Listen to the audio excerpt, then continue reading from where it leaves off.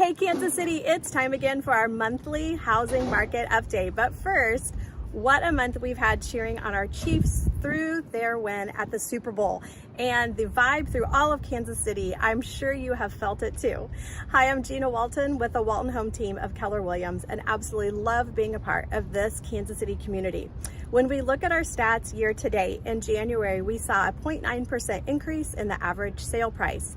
We saw 25% less homes close, which is not a surprise due to the increase in interest rates the fourth quarter of 2022. We also have seen an increase of 37% in the number of homes that are currently for sale. Now, keep in mind, with the limited inventory that we have as far as how many homes are for sale compared to how many buyers are looking for sale, especially if you have a home under $500,000, that inventory increase is not changing our market. Homes are still very much in need, and we are looking to find more homes for our buyers as well. With the interest rate, we've brought this question several times this past month of should we wait till the interest rates lower before we purchase a house? Well, when you look at that increase in home sale prices, especially here in Kansas City, varies from 6 to 7% per year.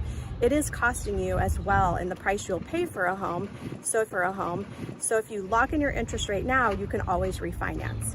There's so many variables in buying, selling, or investing in real estate, and it would be our absolute pleasure to discuss those with you at a no obligation consultation, either in person, by Zoom, or by phone. Our phone number is 913-449-1950, and we look forward to talking with you.